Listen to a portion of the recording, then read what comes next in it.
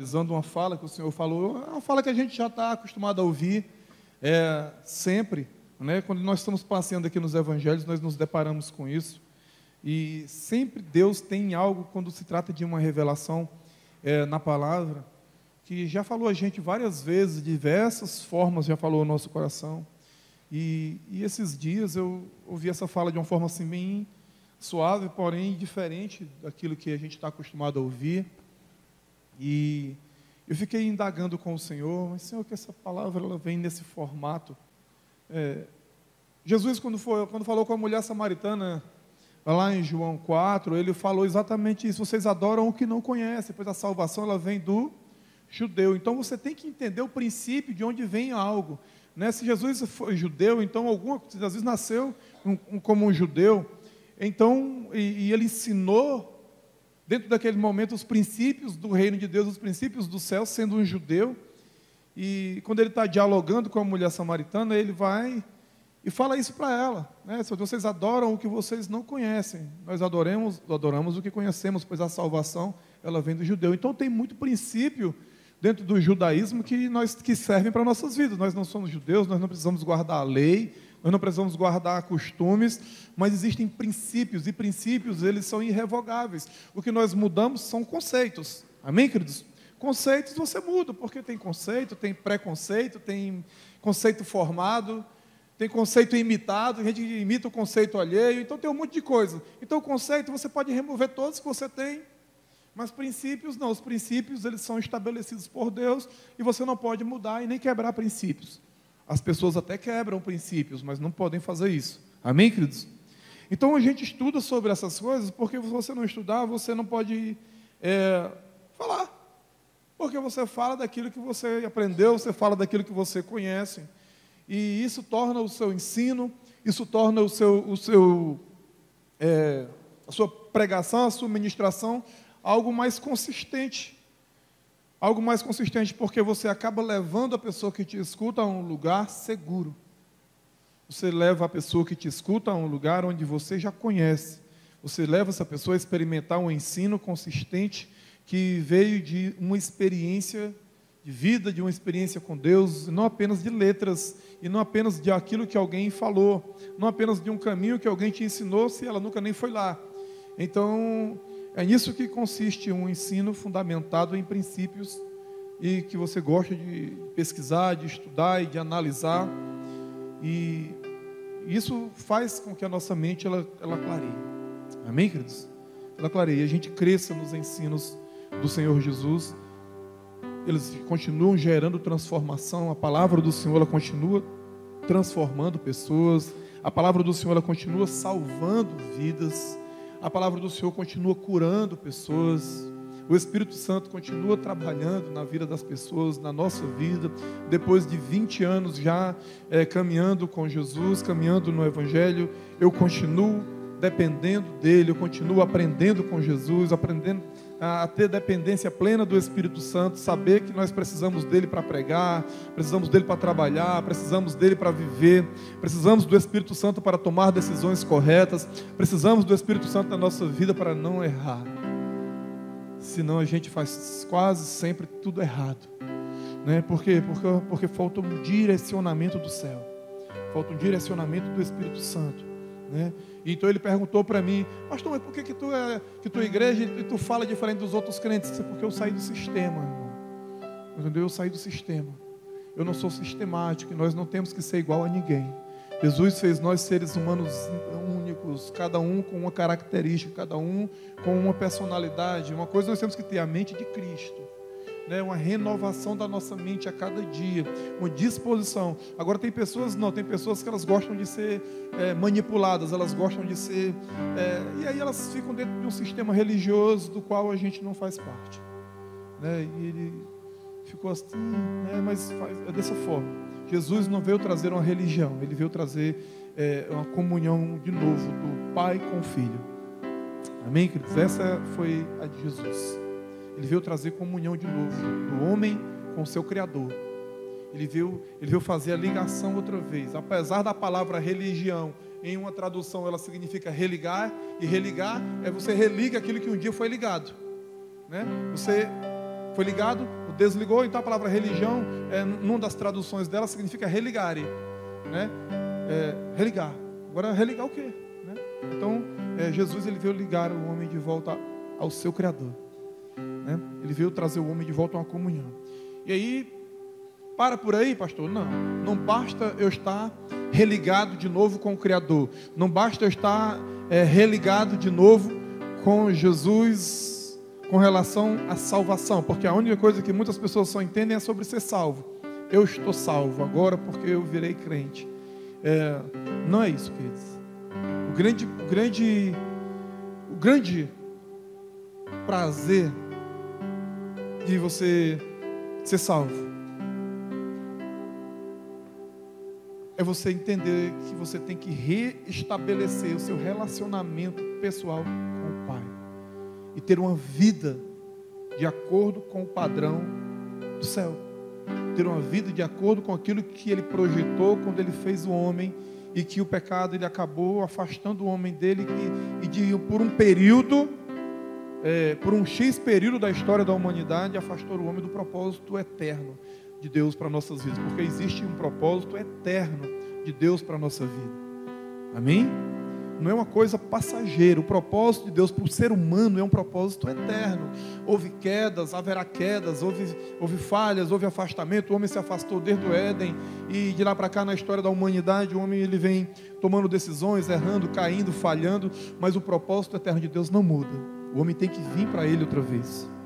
O homem anda por religiões, o homem anda por segmentos religiosos, ele anda por linha de pensamento, ele anda por igrejas, ele anda por vários lugares, mas o propósito de Deus para a vida dele é um propósito eterno, e uma hora Deus vai o atrair para cumprir o seu propósito. Amém, queridos? É por isso que os crentes, quando estão pregando por aí, antes nós fazíamos isso também, não é errado fazer isso. Vocês se lembram daquele famoso papelzinho? Eu acho que isso não existe mais nas nossas Bíblias, mas os crentes eles usavam uns papelzinhos assim, com aquelas que a gente compra ali na casa da Bíblia, nesses locais, com aquelas frasezinhas de convidar as pessoas para a igreja. E era um praxe, fazia parte do nosso dia a dia, no nosso evangelismo. Quando a gente ia evangelizar, era muito comum que a gente dava um papelzinho para a pessoa, né? E vamos evangelizar aqui a pastora. Jesus te ama, e Ele tem um propósito na sua vida, um plano maravilhoso, né? Tem um plano maravilhoso na sua vida. E aí a pessoa recebeu o papelzinho, olhava para a cara do crente assim, eu sei. Isso aconteceu dezenas de vezes conosco, né? Normal, irmão, porque foi a forma que a gente achou. E tem um propósito na sua vida. Aí a pessoa fica assim. Aí de repente a pessoa acredita nisso, né? A pessoa acredita nisso, e é verdade, claro. E aí ela vem para a igreja, e ela aceita Jesus, né? Ou ela recebe Jesus, esse negócio de aceitar Jesus, ela reconhece Jesus como seu Senhor, como seu Salvador. Mas o propósito aí, daí para frente os crentes não explicam mais nada sobre o propósito. Agora ele é só mais alguém que vem para a igreja ouvir um pastor pregar, vem para o culto de oração, vem para o culto de doutrina, vem para o culto de domingo. E ele fica nisso na igreja a vida toda. E o propósito? Bom, ele está esquecido. E aí depois você começa a ter muito problema na sua vida. Um bocado de dificuldade, e tem vontade de deixar de ser crente. E aí você tem medo de ir para o inferno. Porque a desgraça é quando você vem para a igreja porque tem medo de ir para o inferno. Que coisa mais ridícula, irmão. Entendeu? Não, eu vou para a igreja porque eu estou com medo de ir para o inferno. Então tem muita gente que está na igreja por opressão. Está oprimido dentro da igreja. Não, vou ficar aqui porque eu quero ir para o céu. Eu tenho um amigo que ele é doido, né? Seu vergonha. Ele diz assim, rapaz, é assim. Se eu aceitar Jesus como vocês falam aí, e eu vou morar no céu, eu vou ser jardineiro. Aí eu fico olhando. Ele é um teólogo. Aí ele diz assim, mas também tem outra coisa. Se eu for para o inferno, eu vou ser padeiro. Eu digo, quem disse que ensinou isso aí? Isso pode ser coisa dos avós, dos tataravós. As histórias que os avós contavam lá à roda das mesas, né? Porque não diz que lá no inferno é quente, né? Aí rapaz, esse cara está me ensinando muita coisa aqui. É doido mesmo, né? Então a ideia que algumas pessoas têm de inferno é que lá é quente e que lá no céu é jardim. e tem anjozinhos, e tem aquelas nuvenzinhas, e é tudo. Sabe, queridos, o reino de Deus, ele está dentro de nós. Eu tenho que desfrutar de Deus aqui. Eu tenho que viver o reino de Deus aqui. Entendeu? Eu não preciso morrer para ir para o céu, e nem para ir para o inferno. Tem gente que a vida já está o inferno aqui, naturalmente falando. Depois tem as outras histórias sobre condenação, sobre julgamento, sobre essas coisas, sobre o fim do mundo, sobre um monte dessas coisas. Eu não aguardo o fim do mundo, vocês já sabem disso. Eu não estou esperando o fim do mundo. Eu não nasci para esperar o fim do mundo, nós somos eternos. Amém? Eu e você somos pessoas eternas. E nós não estamos aguardando o grande julgamento, nós estamos aguardando o que a palavra do Senhor nos diz, a restauração de todas as coisas. É isso que nós aguardamos, a restauração de tudo. Começando pela minha casa, restaurando a minha vida, restaurando a minha mentalidade, restaurando a minha família, restaurando famílias, restaurando um povo, restaurando uma nação. Porque isso é o reino de Deus, amém, queridos? É para isso que Jesus veio. Ele veio para desfazer as obras do diabo. Ele veio para restabelecer o reino eterno do Criador. Esse é o reino, isso é a nossa missão aqui, é entender o relacionamento, é voltar a ter o nosso relacionamento pai e filho restabelecido como plano original de Deus para a nossa vida. É isso que é o reino. Ou parte do reino. O reino é muito amplo, né? E é por isso que nós não adotamos mais um modelo religioso de se conduzir.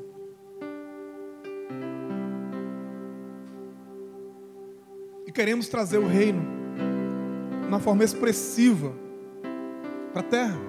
Quando nós lemos Mateus capítulo 6 e vê Jesus dando instruções ali, e ele fala como trazer o reino, como deve ser manifesto o reino aqui na terra. Quando você vê Paulo ensinando, e ele diz assim, olha, a terra ela geme esperando a manifestação dos filhos de Deus. Então, a manifestação ela é para os filhos de Deus, amém, queridos? A manifestação do reino, do Filho e do seu amor. Ele diz, pois ele nos transportou. Ele nos transportou do império das trevas para o reino do Filho do seu amor. Ele nos tirou de uma condição. Então, na nossa mente, ela vai ter que transitar para esse novo momento. Apesar de fisicamente, muitas vezes ainda estamos morando na mesma casa, fisicamente nós ainda estamos com algum problema, alguma enfermidade no nosso corpo, fisicamente ainda reina de alguma forma a natureza pecaminosa, ela ainda quer nos levar para manter um padrão de vida secularizado, mundano em muitos aspectos. Muitas vezes nós estamos dentro de um ambiente, convivendo no meio de pessoas mas a nossa mente ela deve começar a mudar de ambiente. E quando a nossa mente muda de ambiente, certamente uma hora nós vamos transitar de tudo, corpo, e tudo Deus vai transitar na nossa vida. Quando eu vejo, sempre que eu leio aquele capítulo de Isaías, capítulo de número 6, eu fico meditando naqueles trechos ali que Isaías está falando ali, e eu fico imaginando aquilo dali, eu me vejo naquela cena, eu vejo aquele momento ali, e fico percebendo a forma como é que um homem de Deus viveu. Os 5 primeiros capítulos do livro do profeta Isaías, ele já é um profeta, já era um homem chamado para as nações, para profetizar, era um profeta messiânico, não é considerado por todas as pessoas o maior profeta das Escrituras, é o profeta Isaías. Em muitos segmentos ele é tido como o maior profeta que as Escrituras tiveram, o profeta Isaías, o cara que fez o anúncio da vida do Messias, de Jesus, ele foi para esse nível, mas aí você percebe que os 5 primeiros capítulos do profeta Isaías, ele já era um profeta. Mas quando foi no 6º capítulo, ele teve uma revelação diferente do reino. Ele teve uma revelação diferente de quem era Deus. E a ideia é que a cada ano, que não precisa ser a cada ano, mas que a cada momento nós possamos ter revelações do caráter de Deus, diferente da forma como nos foi apresentado. Eu não posso entender Deus apenas como alguém diz que Ele é. Eu tenho que entender Deus a partir de um relacionamento. Amém? A partir de uma vivência com Ele. É meio maluco nós seres humanos feitos de carne ficarmos tentando aqui com a nossa limitação entender ou conversar com Deus, como às vezes, o que é orar? Aí os crentes dizem assim, orar é falar com Deus. Pois é, vamos orar. E aí começa a falar um monte de coisa. Tudo bem, é oração. Mas às vezes oração não é relacionamento. relacionamento, irmão, abrange muitas coisas. Relacionamento é algo mais profundo. Eu fico imaginando, você está namorando com alguém, aí você vai noivar, aí você vai para um relacionamento mais sério, que é o casamento. Aí você casa. Aí quando você chega lá na sua casa, aí você senta na mesa e fica conversando com a sua mulher. Eu estou me relacionando com ela, eu estou orando. Aí quando você chega lá no seu quarto, você vai deitar na cama, aí você vai lá e fica conversando com ela a noite toda.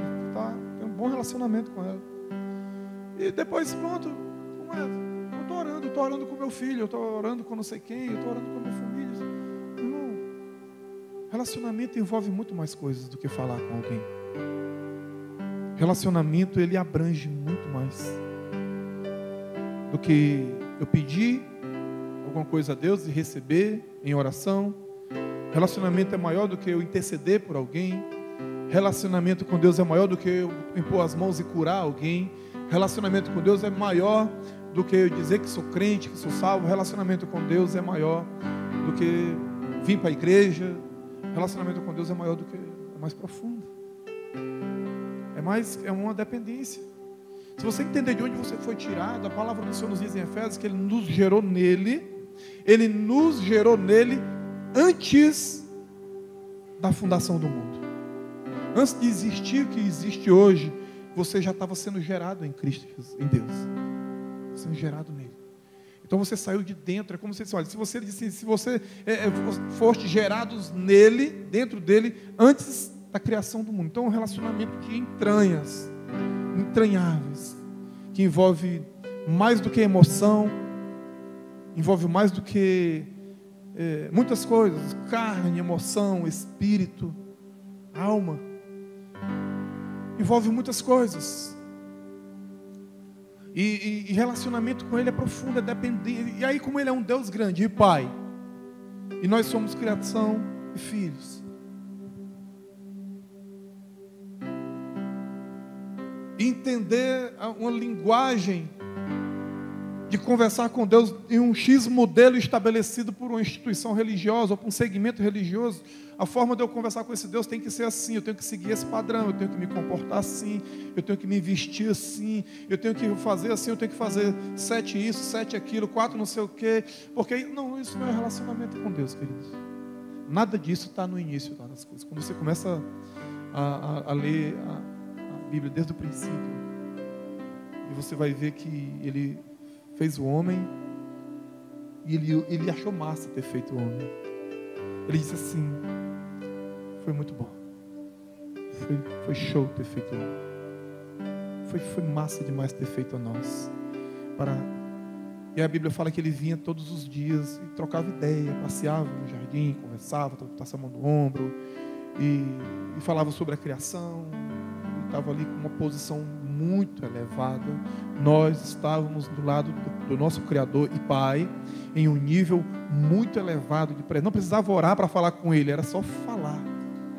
Eu não precisava fazer uma cerimônia religiosa para falar com Ele. A ideia de Jesus ter vindo no tempo que Jesus veio foi restabelecer isso. Foi de não ter mais cerimônia, mas ter vida de Deus e em Deus. Eu não ter que marcar um horário, né? Nós temos horários, claro, para o culto por uma questão de ordem, por uma questão social, e eles temos o nosso trabalho, temos a nossa vida, né?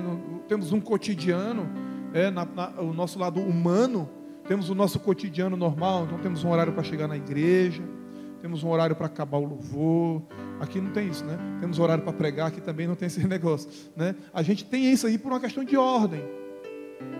E isso está certo, não está errado, certo? Tem horário, quem tem que fechar, tem vizinho. A zoada, hoje não teve zoada não, né? Teve não? Graças a Deus, né? Eu gosto de zoada, irmão, sabe? Eu não gosto de muita, né? Eu sou barulhento também, mas quando tem excesso eu fico perturbado. Aí, tudo isso está dentro do pacote das regras e das liturgias e tal, assim. Só que quando o relacionamento é maior do que isso, amém, queridos?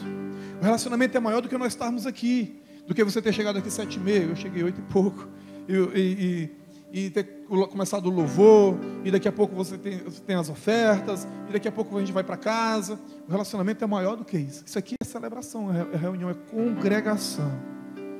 Amém? Isso é congregação, onde você vai ouvir eu falar, você vai ouvir alguém cantar, você vai ouvir alguém falar alguma coisa do céu, você vai receber uma instrução.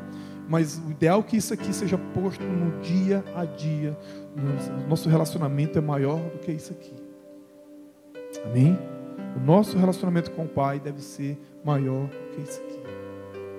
Maior do que vir para a igreja. Melhor do que vir para a igreja é ser igreja, né? Melhor do que isso é ser. E isso vem com isso, e esse entendimento ele vem com o tempo. E aí você vai amansando. E à medida que nós vamos amansando, né, a nossa natureza humana. Teve esses dias, teve uns 3 dias atrás, 4 dias atrás, eu tomei remédio para pressão. A minha pressão começou a alterar. E eu percebo quando a minha pressão altera. E aí depois eu não vou tomar remédio para pressão esses dias não, porque tem hora que a minha pressão sobe porque eu permito. Entende? Eu começo a ficar meio fugado, começo a ficar meio estressado, aí eu começo a sentir aquela coisa, aí eu calma, aí baixa.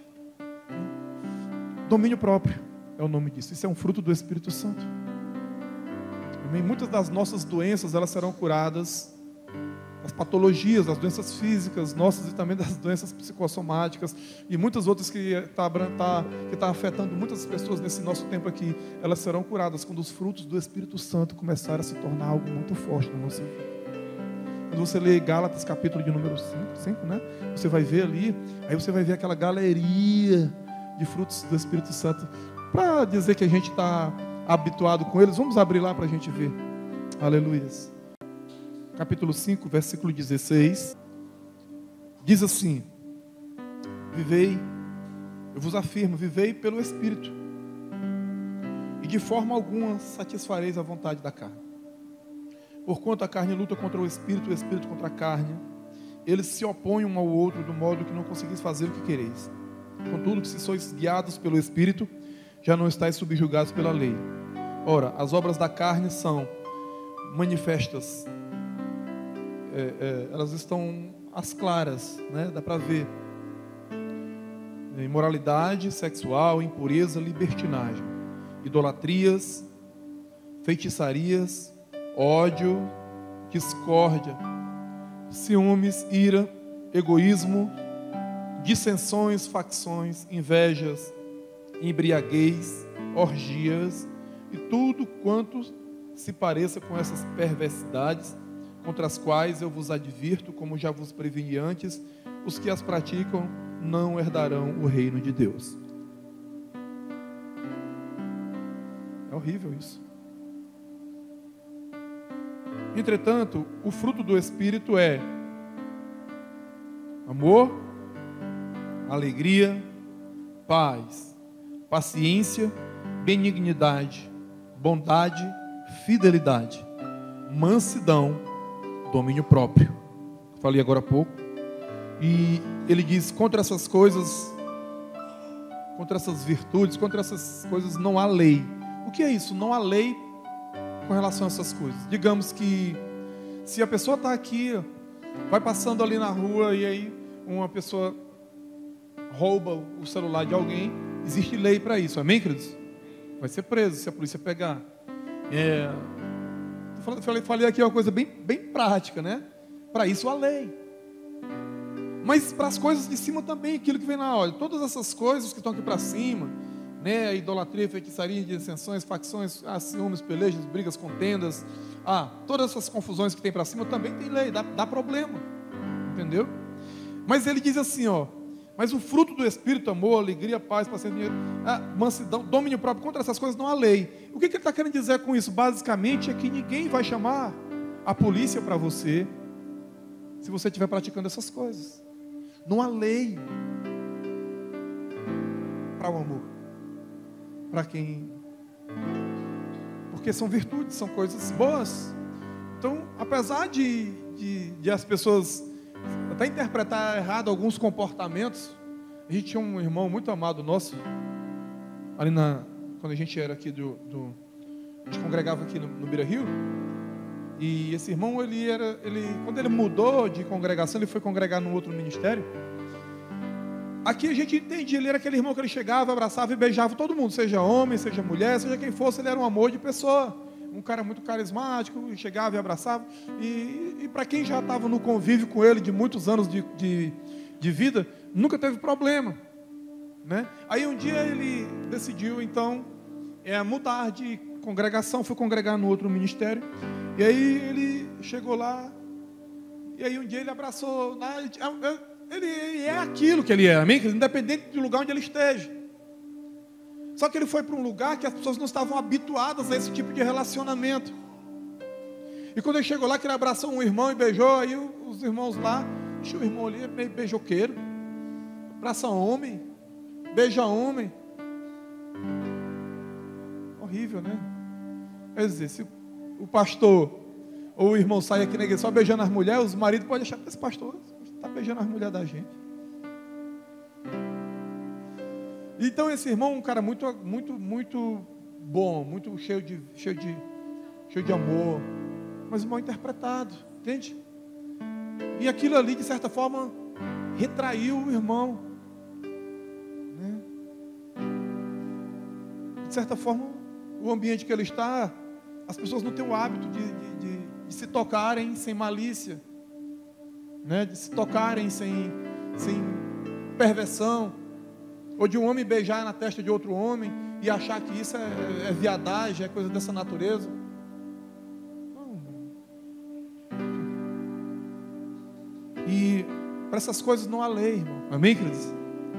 Mas onde há religião, tudo é lei, irmão. Onde a religião impera, tudo é lei. Tudo fica debaixo de julgamento. Ninguém é livre para dar um abraço, para dar um carinho, para dar um afago, para dar um beijo na testa do irmão, de alguém. Não tem relacionamento. Eu não entendo como é que alguém acha que Deus se relaciona com você. Fique aí, se consagre, 7 dias se purificando, depois você vai para o monte, ora a noite toda, depois você volta, faz um jejum violento, amanhã você falar comigo.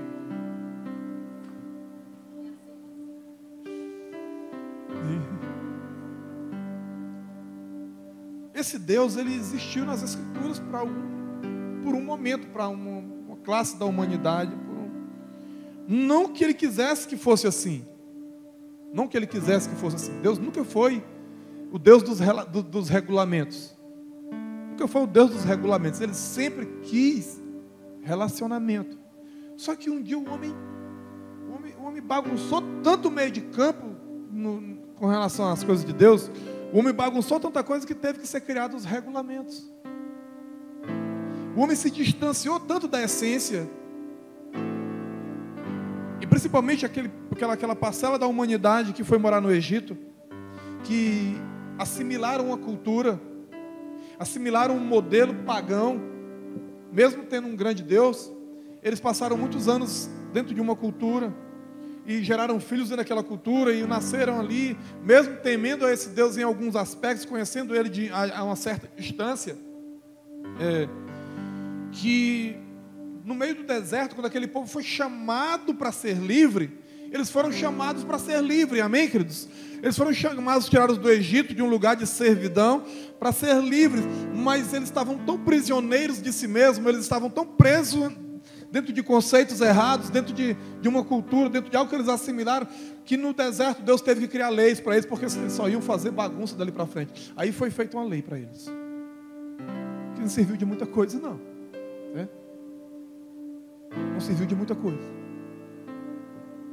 Porque agora eu tinha que ter uma regra estabelecida, eu tinha que ter uma lei estabelecida para gerar um relacionamento de temor e de medo. E nunca foi essa. Deus nunca foi um terror.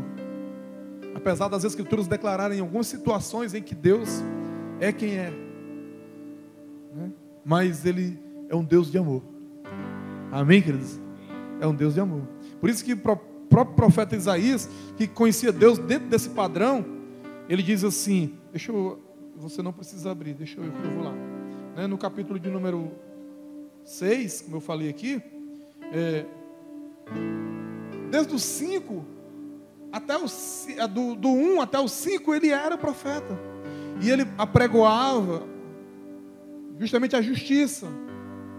Apregoava as pessoas, olha, tem que ser assim. Sentenciavam as pessoas, porque as pessoas elas já caminhavam de forma sentenciadas. Temos que ser assim, assim, assado, assim, assim. Então, a ideia do profético era mais ou menos dentro desse parâmetro que eles estudavam, viveram isso. E o povo conheceu Deus desse formato. Mas aí o profeta Isaías, ele foi chamado para anunciar um Deus de paz, amém, queridos? Ele foi chamado para anunciar o Messias. Aí ele teve que ter um reencontro, vamos dizer assim. Ele teve que mudar algumas coisas na sua mentalidade a partir de um ponto. Então Isaías capítulo de número 6 diz assim: em um ano em que morreu o rei Uzias, eu vi o Senhor sentado sobre um alto e sublime trono, e a aba do seu manto preenchia todo o templo. Entende? Em um ano em que o rei Uzias morreu, isso aqui dá muita história, certo? Eu vou resumir aqui. Eu vi o Senhor. Está entendendo qual é a ideia? Só que essa visão foi uma visão diferenciada. Ele tinha um ministério profético, ele era profeta, ele já falava, Deus já revelava coisas a ele. Só que ele teve uma visão. E ele diz assim: em torno dele posicionavam serafins. E cada um deles tinha 6 asas, com 2 cobriam o rosto, com 2 cobriam os pés, e com 2 voavam. Isso aqui também dá outra pregação, mas vamos para frente. E ao mesmo tempo clamavam uns aos outros: Santo, Santo, Santo é Yahvé, o Senhor dos exércitos. Amém? E toda a glória em toda a terra está plena da glória do Senhor.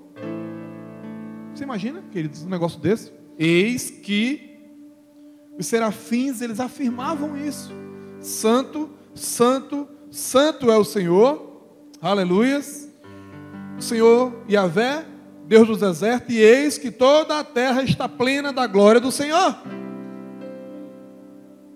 Nós estamos na terra aqui ainda, amém, querido? Ceará, Fortaleza, é terra, e está pleno de glória. Ei, aleluias. Mas a gente parece que não está desfrutando da glória dele. Eu tenho que começar a me conectar nisso, eu tenho que começar a sentir isso. Eu tenho que entender pleno da glória dele. E as pessoas não entendem e não vivem. Quando você vai falar isso em outros amigos, não, então tem que dizer glória a Deus, glória a Deus. Não, não é isso, eu estou falando disso, não, irmão. Glorificar a Deus a gente glorifica sim, mas é a nossa vida. Se eu glorifico com a vida, eu glorifico com os lábios. Se eu não glorifico com a vida, não adianta dar glória a Deus com a boca. Amém, queridos? Quando eu glorifico com a vida, eu glorifico com os lábios. Mas se a minha vida não glorifica a Deus, para que a boca vai glorificar? Se o meu coração não glorifica ao Senhor, para que a boca vai falar? Então, eu tenho que entender que os serafins em toda a terra está cheia da glória do Senhor. E eu fico, então, quando você sair daqui, olha, ele por fora e fica, cadê? Onde está? Que eu não sinto, que eu não vejo, que eu não percebo. Na verdade, a minha vida, a minha terra está um inferno. É só problema, é só caos, é só dificuldade, é só violência, mas é porque nossos olhos estão fintos na terra e não na glória. Entende? Porque quando meus olhos estão fintos na glória dele, eu vejo ele. Tá com muitos, queridos, eu abri eu cheguei em casa, estava tendo estava lá, agora já 6 horas, estava dando um grau nos cabelos lá, amarrar a Bruna, e até a televisão estava ligada. Mas muda o canal aí. Irmãos, eu mudei 3 canais. É nesse horário de 6 horas, está também naquele horário que só passa violência, né? Tem aquelas novelas sem futuro, né? E aquelas coisas de violência aí. Matou, roubou, aonde? Na Calcaia, Fortaleza, se aonde? Matou e roubou. Aí eu... Só desgraça que a televisão mostra aí. Antes aquilo me afetava muito, eu ficava com medo, preocupado, sabe? E é porque a gente vinha para casa assim, agora há pouco, e tinha um cara morto lá na beira da estrada, eu acho que foi um acidente, lá pertinho lá. Mas eu acho que foi um acidente. E aí, mas isso é caos, violência, morte, tal. E as informações, os jornais, essa mídia que policial, ela é muito, né, ela gosta muito disso, eles vivem disso, de apregoar miséria, morte, violência, crime. É isso que eles ganham para isso. Quanto mais gente assistindo, morreu fulano, mataram não sei quem, facção não sei de quê, e isso, aquilo. Pronto, eles ganham com aquilo, tem público. Então você não desfruta da glória, você desfruta do caos. Entende? Onde foi? Foi no bairro, foi na Calcaia, foi não sei aonde, foi em Fortaleza, foi no Jardim, foi isso, foi aquilo. Morreu não sei quanto, morreu isso, morreu aquilo. E aí, quando eu vejo isso, eu não vejo a glória. Eu digo para você, eu glorifico a Deus, porque estava com muito mais de... Não tem como você conseguir extrair de mim notícia ruim. Não tem, você não vai... É difícil, vamos dizer assim, né? É difícil você extrair notícia ruim. Sabe por quê? Porque eu não dou mídia para eles. Entendeu?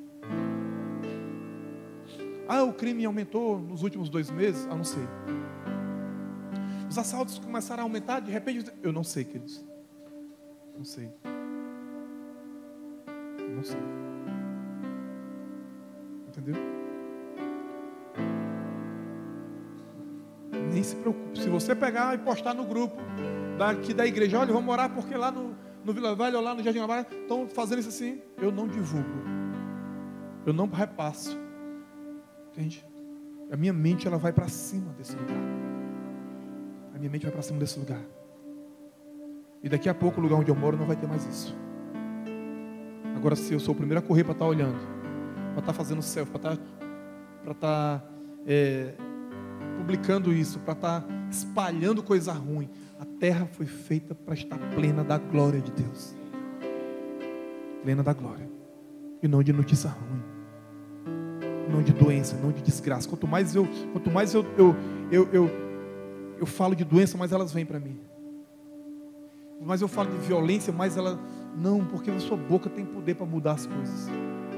Ai, tu viu? Vi nada.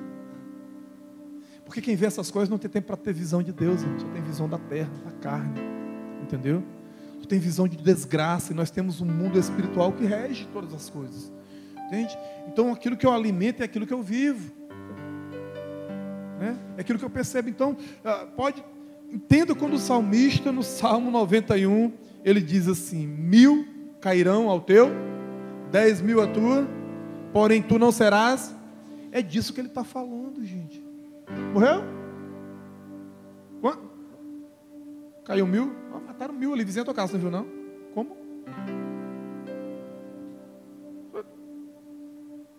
Estava dormindo, eu disse, graças a Deus. Sabe por quê, irmão? Porque você fica nervoso. Você vai ficar nervoso, ficar preocupado. Você vai ficar em pânico. Você vai querer se mudar da casa que você mora. Você vai... Cara, isso é o diabo. Escute as vozes do céu, amém, queridos? E não as vozes da terra. E não fica publicando coisas do inferno. Publica as coisas do reino. Não alimenta o que não presta, alimenta o que é bom. Isso é uma mudança de mente. Você mora num lugar caótico, 1000 cairão ao teu lado. Teve 10 brigas à tua direita, teve 20 brigas, você não pode ser atingido. Ou você influencia, mas não pode ser influenciado. Entendeu? Você está lá, caiu 10 ao teu lado, aconteceu assim, tua oração para que seja transformada aquela realidade, para que mude aquela realidade. Mas não vou arrumar as coisas, vou me embora, porque senão o próximo é eu. Pode ser que seja você. Entende? Vamos embora desse bairro, porque senão eu vou morrer também. Senão, não. Toda a terra está plena da glória de Deus. Serafins falam isso. Amém, queridos? Serafins. Eu não sou um produto do meio. O lugar que eu moro não me influencia. Eu tenho que influenciar o lugar que eu moro. Eu sou um produto do céu. e toda a terra está cheia da glória de Deus. Quando eu entendo de onde eu saí, eu compreendo onde eu estou. Quando eu entendo de onde eu vim, quando eu entendo, aceito e declaro de onde eu vim, então eu começo a afetar aqui onde eu estou e não ser afetado por aquilo. Agora, quando eu não entendo quem eu sou, quando eu não compreendo de onde vim, quando eu não compreendo a minha natureza em Deus, em lugar nenhum dessa terra eu tenho paz. Por quê? Porque eu sou produto do meio. Todo lugar que eu chego, ou eu sou um problema, ou eu arrumo um problema. Entende? E não é essa a ideia de ser um filho de Deus, irmão. Não é essa. Nós não nascemos para isso. Nós já cancelaríamos, anularíamos mais da metade de tudo que é problema que a gente possa ter hoje, quando eu começar a mandar nessa mentalidade. Nós não estamos ignorando que existem coisas caóticas, que existe a violência, que existe criminalidade, que existe doença, que existe miséria, que existe problemas financeiros. Nós não estamos ignorando nada. Tudo isso existe. Tudo isso está aí.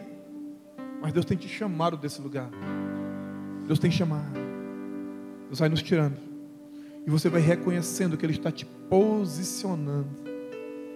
Ele está te chamando para lugares celestiais. A tua mente tem que ir para esse lugar. O teu corpo está pisando nessa terra. Teus pés estão pisando. Você pega um ônibus para ir trabalhar. Você entra no seu carro para ir trabalhar. Você vai no seu colégio estudar.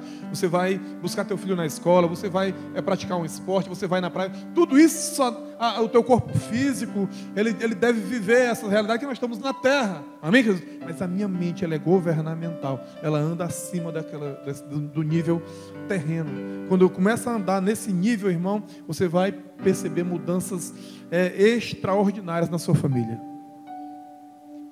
Você vai perceber mudanças extraordinárias no entorno de você. Você vai entrar em um lugar de paz. Você vai entrar em um lugar de desfrutar daquilo que é a glória de Deus. Como ele diz aqui. Santo, santo, santo é Yahvé, o Senhor dos exércitos. Ele é Senhor dos exércitos.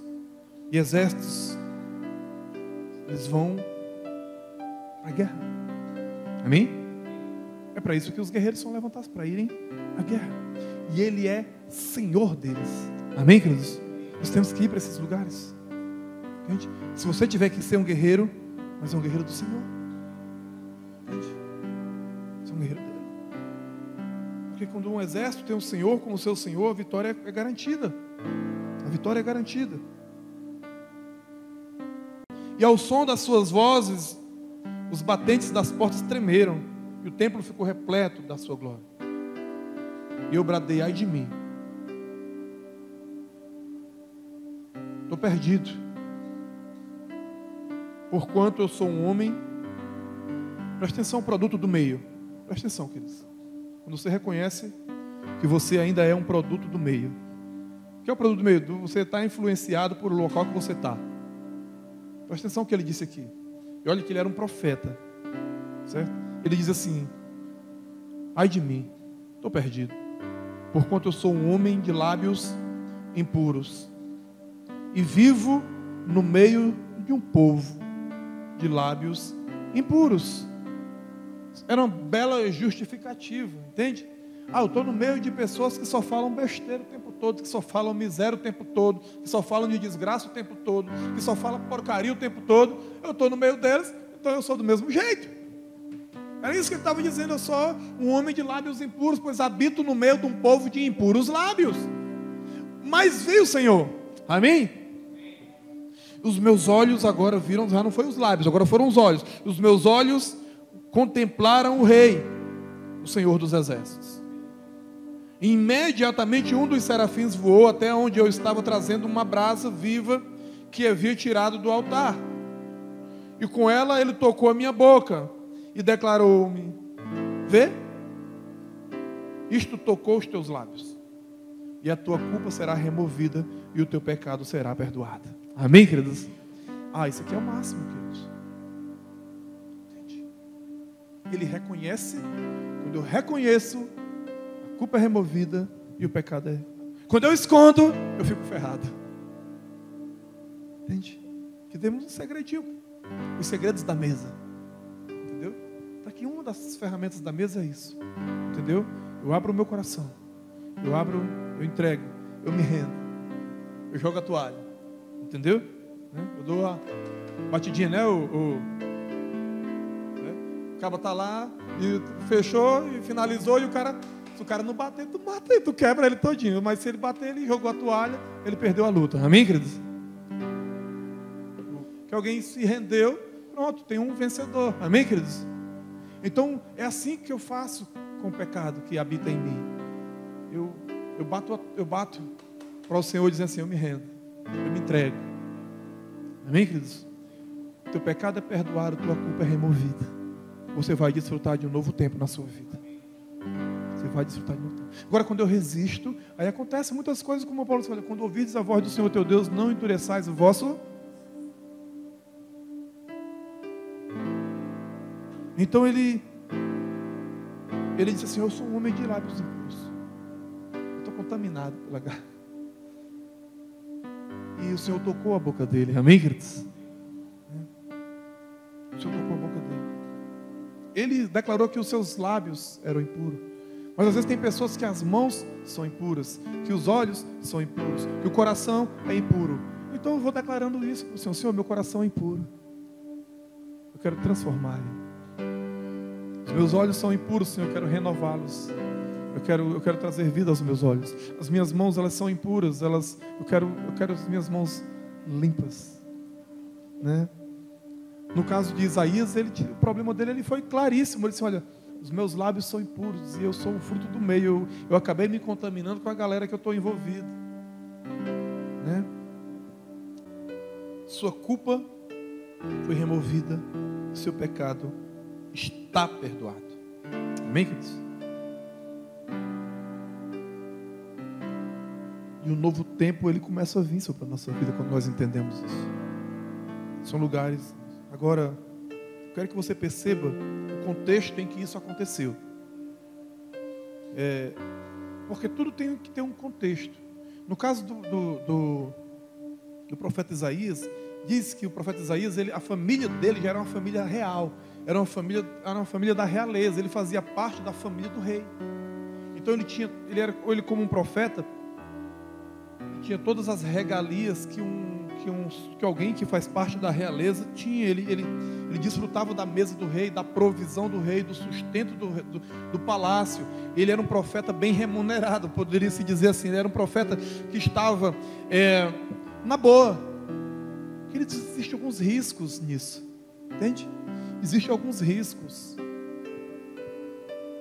E ele, por ser da família do rei Uzias, então ele era da realeza, então ele desfrutava, ele estava bom para dar uma profetizar e até voar banda, meu filho.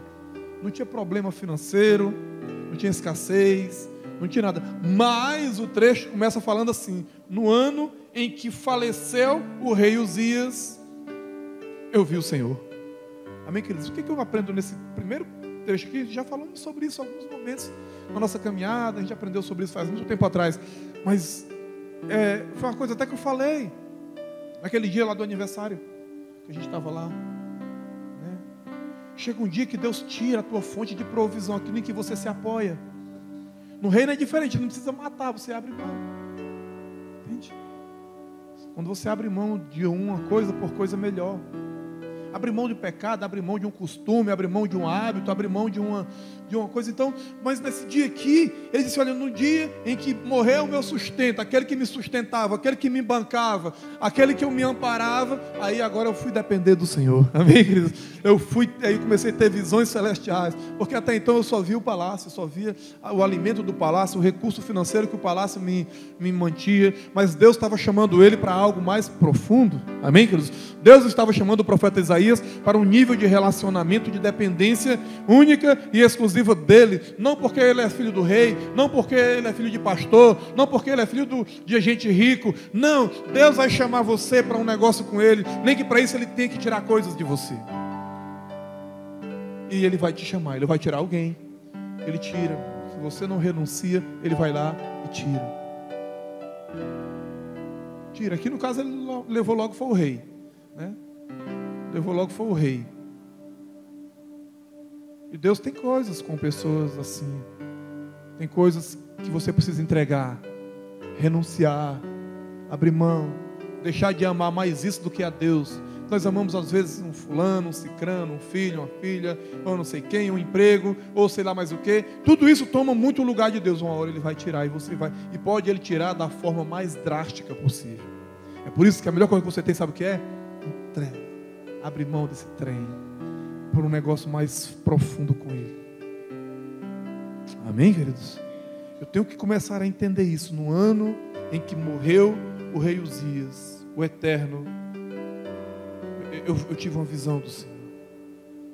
Eu comecei a andar em um nível mais profundo.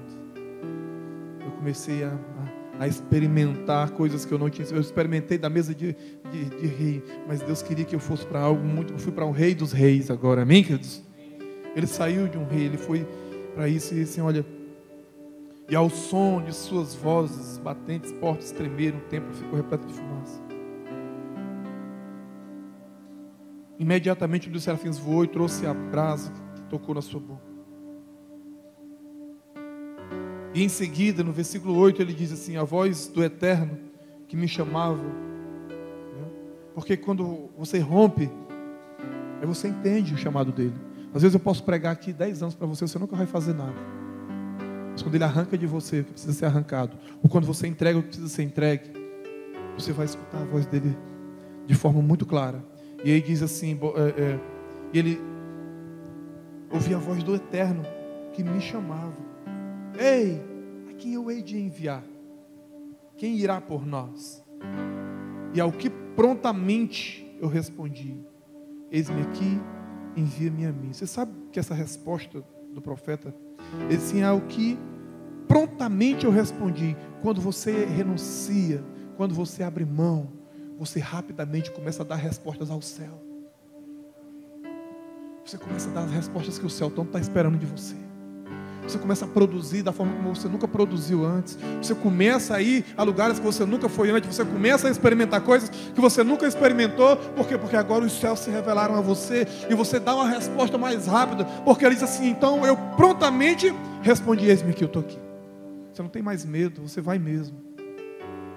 Por quê? Porque é diferente. É diferente, irmão. Abre mão.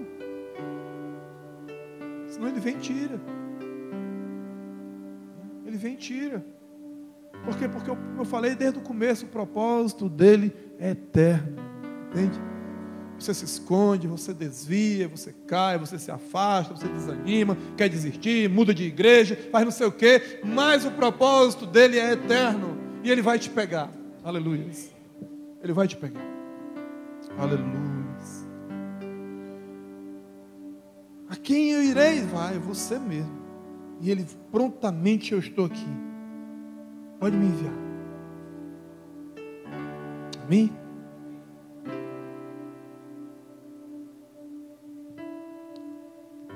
E aí, a partir daí, foi um novo tempo, literalmente, na vida de Isaías. Depois você vai ver que já no capítulo de número 7, ele começa a falar sobre o Messias. Ele começa a anunciar o Salvador. Ele começa a trazer revelações que ele jamais teve antes. Entendem? Ele começa a viver um novo nível. Mas antes do capítulo 6, ele já era profeta, irmão. Você já é um homem de Deus, você já é uma mulher de Deus, só que Deus está querendo te levar para outro nível. Deus está querendo te levar a águas mais profundas, a experiências mais... E Ele quer que você dê uma resposta. Você ora demais, ora e nada melhora. Sabe por quê? Você demora muito a dar uma resposta para o Senhor. Ele está buscando pessoas que deem respostas mais rápidas, porque o céu responde a respostas. O céu responde a respostas. Aleluia. Quando eu entendo isso, eu vivo mais rápido, eu cresço mais rápido, eu prospero mais rápido, eu vivo experiências com Deus mais rápido, eu começo a ter andar em um nível mais violento na minha caminhada, e eu não volto para os lugares onde saí. Não volto, a não ser para fazer transformação, mas não para viver naquela condição. Você não vive mais em uma condição, você vai viver na condição do céu, na condição dele para a sua vida. Amém, queridos? Aleluia. Aleluia. E nisso eu queria que nós celebrássemos o Senhor nessa noite. Que você entenda o que Ele falou ao teu coração nessa noite através dessa palavra. Eu quero torná-la bem curtinha nessa noite, mas muito objetiva, muito precisa, porque ela vem carregada de revelação para a nossa vida. Ela vem carregada de verdades espirituais para nós colocarmos ela em prática e vivermos ela, e não descer para um nível de incredulidade no nosso coração e achar, e será, e talvez isso não é para mim. Isso é para você. Essa palavra é para mim. Essa palavra é para você. Amém?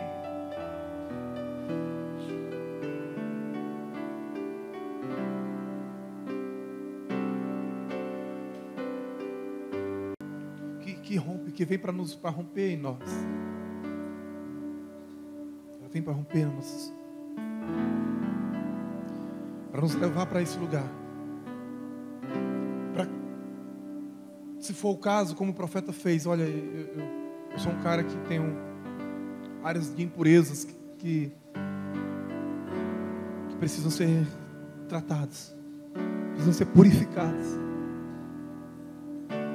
A grande ideia nesse texto, você percebe logo, ele diz assim, olha, eu sou um homem de impuros lábios. Aí o Senhor foi só, pega lá o negócio para a gente ajeitar isso aqui agora. Deus quer ajeitar agora com você. Entendeu? É assim, não é fácil, não é difícil. Não, irmão, tem processo, eu sei. Processo é você chegar até aqui hoje. Eu estou no processo, respondendo um bocado dele no céu. Ele trouxe você para um dia de conciliação com Ele. Ele nos leva a esses lugares, né, em Deus, de conserto, né? Ele nos leva às mesas de confronto, de conselho. Ele nos leva a esses lugares para que eu possa desfrutar disso. Amém, queridos? Para que eu possa desfrutar disso. Então, quando Ele tirar, quando Ele parar algo em nós, quando Ele de alguma forma for ao contrário àquilo que eu posso, é porque é para transformar, é para mudar mesmo, é para mudar. E aí eu começo a viver o novo tempo, começo a dar as respostas que eu não tinha dado antes. Amém?